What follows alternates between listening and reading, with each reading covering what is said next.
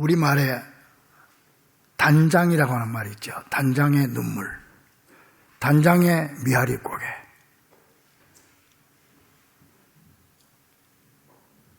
미아리 눈물 고개, 이미 넘던 이별 고개, 그런 노래도 있잖아요. 이 단장이 뭐냐면은 끈을 단자에 창자 장자예요. 창자가 끊어지도록 슬픈 거, 그게 단장의 눈물이에요. 그게. 근데 이 말이 어디서 언제부터 나오냐면은 옛날에 중국의 진나라 때 환원이라고 하는 사람이, 장군이 총나라를 징벌하러 가다가 한 지역에서 한 병사가 말이죠, 원숭이 새끼를 한 마리 잡아온 거야. 근데 원숭이 새끼를 잡아오니까 그 원숭이 애미가 그걸 보고 따라오면서 팍 뛰고 막 이러면서 어떻게 그 끝까지 따라오는 거예요, 이게. 막 소리를 지르면서. 근데 이제 어느 큰 강을 건너게 돼가지고 이 병사가 이 원숭이 새끼를 안고 배를 타니까 이제 원숭이가 못 따라가잖아요. 그러니까 막 괴로워하다가 죽어버린 거야. 그래서 병사들이 가가지고 그 죽은 원숭이의 배를 갈라보니까요, 창자가 다 끊어져 있더래요. 창자가. 그래서 단장이란 말이 나온 거예요. 단장의 눈물. 정말 말할 수 없이 슬픔을 말하는 게 단장인데, 이 말이 성경에는 똑같은 의미의 말로 애통이라는 말로 나와 있습니다. 우리가 성경을 보면은요, 예수님께서 웃었다는 말씀은 한 번도 없어요. 울었다는 말이 3번 나와요. 울었다는 말. 그 중에 2번은 단장의 눈물을 흘렸습니다, 예수님이. 그리고 한 번은 슬픔의 동정의 눈물을 흘렸는데, 오늘 우리가 이 사순절 4번째 주일 지키면서 이 예수님의 눈물을 기억하면서 함께 은혜 나누기를 원합니다. 자, 그럼 첫 번째 예수님의 눈물은 뭐냐? 첫 번째로 우신 눈물은 애국의 눈물입니다. 지금 예수님은 갈릴리의 예루살렘으로 다 사람들에게 호산나 다윗의 자손이여 찬송함 부르면서 나귀 타고 입성했습니다, 지금. 왕처럼 받들어 모셨죠, 사람들이. 그래, 이제 제자들하고 쭉 가다가 예수님께서 예루살렘 뒤편의 언덕에 감람산이라고 있는데, 그 감람산 기슭에 이렇게 올라가 보면 예루살렘 시내가 다 보이고 중간에 우뚝 서 있는 예루살렘 성전이 보인단 말이에요. 그 자리에 이래 앉으셔서 주님께서 거기서 예루살렘을 보시면서 우신 눈물입니다. 이게 첫 번째 눈물이죠. 누가복음 19장 41절에 보니까 가까이 오사 성을 보시고 우시며 그랬는데, 우리 성경에는 그냥 우시며 그랬지만은, 우셨다 하는 말은 헬라어 성경이 원어 성경을 보니까 클라우센이라고 하는데요, 이 말은 단순하게 그냥 우는 게 아니고 간장이 끊어지듯이 흐느낀 단장의 눈물을 말하는 거예요. 그러니까 지금 보세요. 지금 사람들은 웅성흥청거리고 이 6월절에 모여가지고 왕이 오셨다고 그러고 그런 판이가, 제자들도 아주 흥청됩니다. 야, 우리도 이거 예수님 따라가다가 높은 데 한 자리 하지 않을까 이런 생각도 하고 말이죠. 그런데 완전히 딴판으로 예수님은 거기서 단장의 눈물을 흘리는 거예요. 여러분, 왜 예수님께서 이렇게 우셨을까요? 예수님은 그 예루살렘과 성전을 보면서 지금 그 예루살렘과 예루살렘 성전이 앞으로 허물어지고 멸망하게 될 민족의 운명을 예견하시고 눈물을 흘리신 것입니다. 이스라엘 역사를 보면은요, 이렇게 예수님이 이렇게 통곡한 지 40년 후에, 그러니까 주 70년경에 로마의 티투스 장군이, 이 장군이 예루살렘을 공격해서 옵니다. 물론 예루살렘에서 반란이 있었기 때문에 진압차 왔지만은 와가지고 예루살렘 성을 뺑 돌아서 포위를 해버리는 거야. 옛날에는 성만 포위해버리면 꼼짝 못하는 거죠. 여기서 나올 수가 없으니까. 그래서 한 60일을 거기 포위를 딱 합니다. 60일 포위했는데 이 안에서는 먹을 게 없는 거예요. 전부 바깥에 나와서 농사 짓고 이렇게 해야 되는데 나올 수가 없으니까. 그 기록, 요세푸스라고 하는 그 당시의 역사가의 기록을 보니까요, 여하튼 가죽, 신발이든 뭐든 가죽이라는 가죽은 다 삶아 먹고 덜에 풀포기 하나 다 뽑아 먹어도 먹을 게 없는 거예요. 그 사람들이 전부 미친 사람처럼 돼버리고, 그런데 어떤 여인은요, 자기 자식을 잡아먹는 거예요. 실제로 자기 자식을 삶아 먹는 거예요. 그러니까 또 이웃 사람들이 그거 뺏어 먹으려고 대들고 말이죠. 이런 장면도 나와요.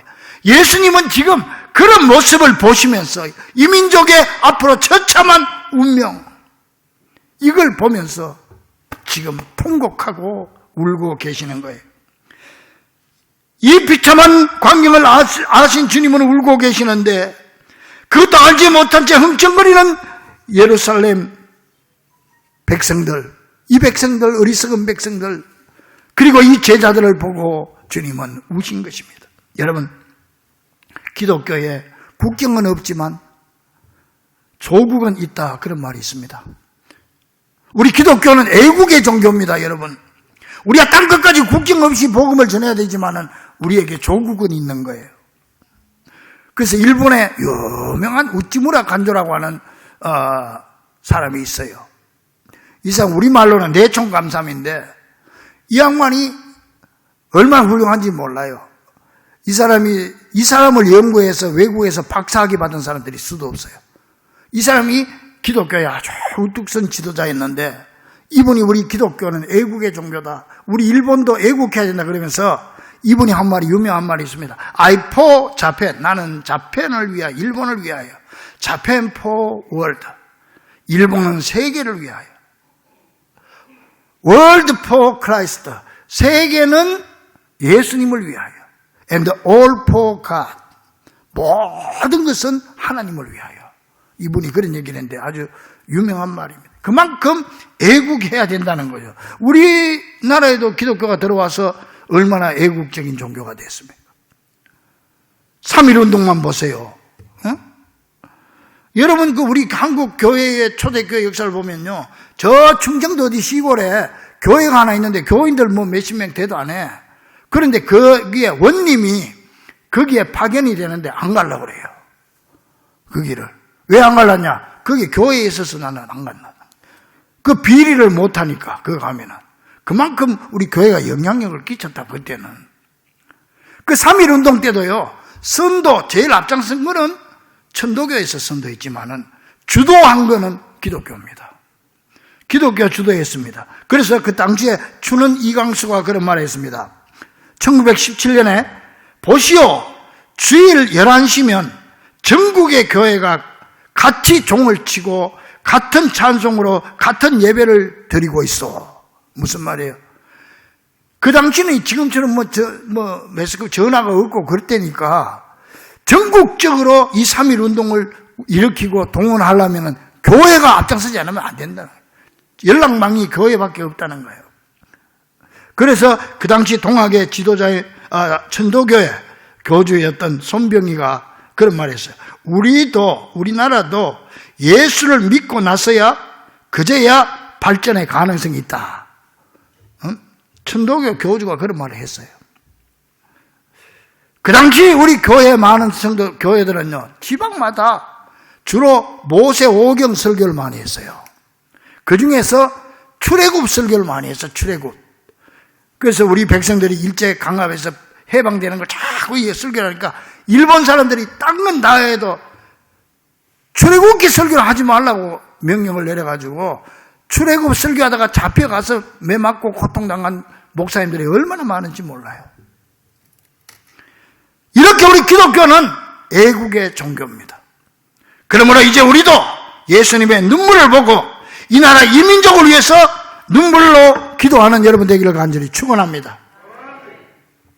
두 번째 예수님 눈물은요, 사랑과 동정의 눈물입니다. 요한복음 11장에 보면은 예수님의 사랑하는 자 나사로가 죽습니다.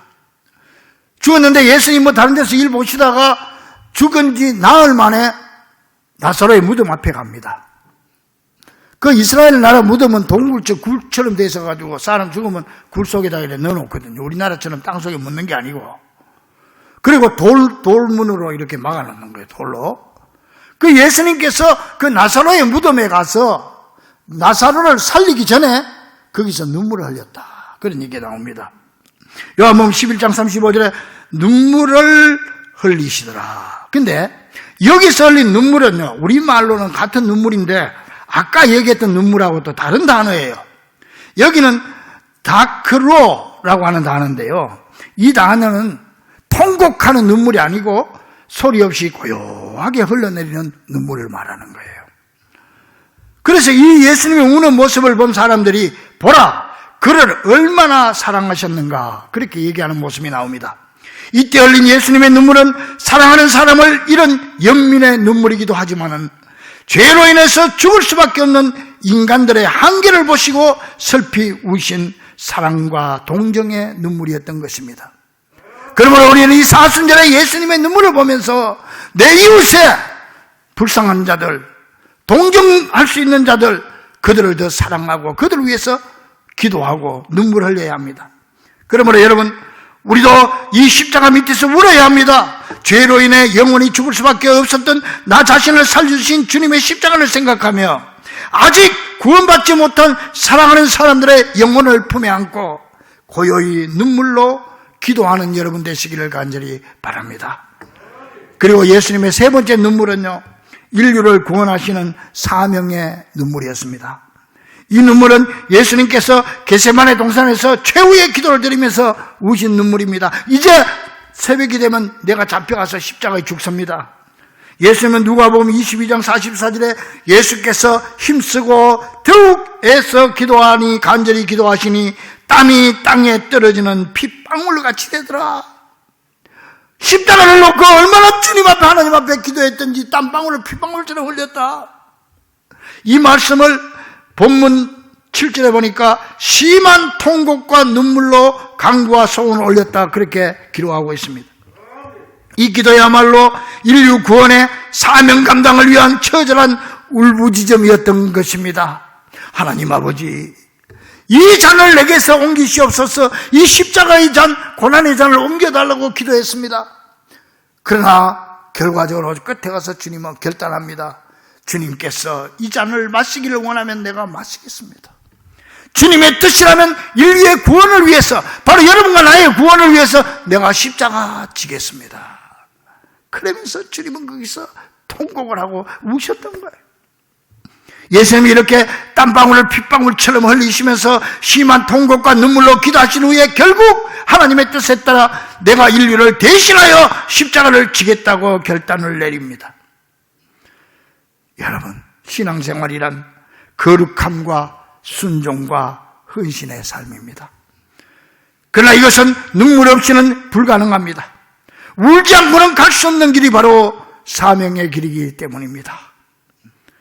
그래서 주기철 목사님은 일제강점기 때 신사참배 반대한다고 감옥에 잡혀가가지고 그 차디찬 감옥에서 얼마나 고생을 했. 손톱이 다 뽑히고 이제 곧 죽게 생겼어. 그러니까 자기도 너무 힘드니까 감옥에서 기도합니다. 하나님, 소나무는 살았을 때 꺾어야 푸르르고 꽃은 피었을 때 꺾어야 향기로우니 아버지여 나를 살았을 때 데려가소서. 제발 나를 살았을 때 좀 데려가달라. 그 주기철 목사님 죽음을 얼마 앞두고 감옥에서 찬송을 부릅니다. 눈물 없이 못 가는 길, 피 없이 못 가는 길, 골고다의 높은 곡에 나도 가게 하옵소서. 주님 제자 베드로는 거꾸로도 갔사오니 고생이라 못 가오며 죽음인들 못 가오랴. 주기철 목사님은 바위돌이 아니고 바위에 부딪혀 수없이 깨어지는 파도와 같은 사람입니다. 그러나 결국은 파도가 바위를 이기는 것입니다. 이것이 바로 예수님이 두 번째로 흘리신, 마지막으로 흘리신 눈물입니다. 애통하는 눈물입니다. 유대 문학에 보면은 이런 얘기가 나옵니다. 아담과 하와가요, 하나님이 그만 선악과를 따먹고 에덴 동산에서 쫓겨나잖아요. 이때 사랑의 하나님이 아담과 하와에게 이렇게 말합니다. 사랑하는 자녀들아, 나는 너의 죄로 인하여 너희를 징벌하노라. 그러나 너희에게 눈물을 선물로 주노라. 힘들고 어려울 때 눈물을 흘려라. 그러면 그 눈물이 너희들의 삶을 행복으로 바꿔줄 것이다. 눈물은 하나님이 주신 귀한 선물이라는 것이 유대문학의 설명입니다.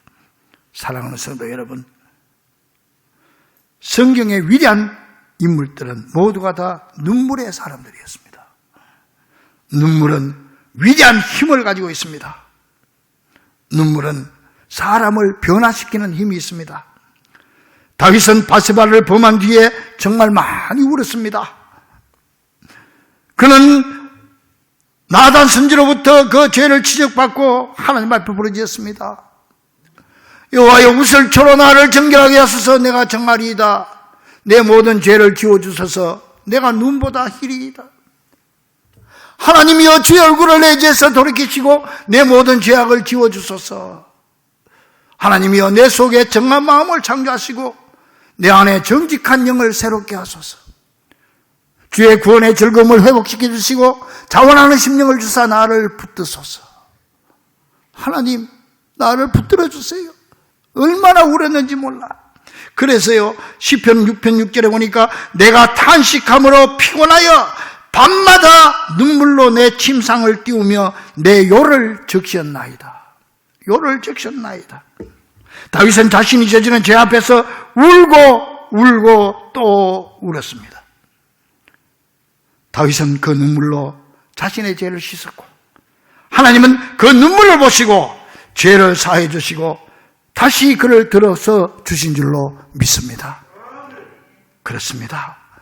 하나님은 우리의 눈물을 보시고 그 눈물을 닦아주시며 쓰다듬어 주시고 새롭게 변화시켜 주시는 줄 믿으시기 바랍니다.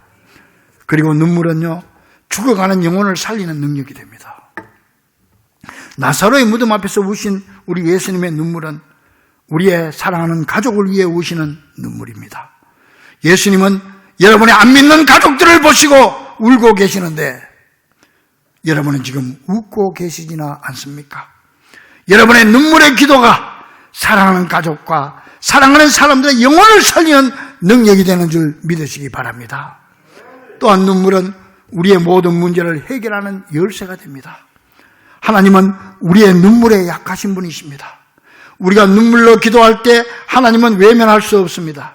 성도의 눈물은 하나님의 마음을 뜨겁게 만드는 불쏘시개가 되어서 하나님의 마음을 녹이고 움직이게 하는 동력이 되어서 우리가 드리는 눈물의 기도에 응답해 주시는 것입니다.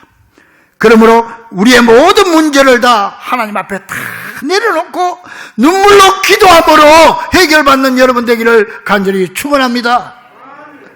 또한 눈물은 교회를 부흥시킵니다.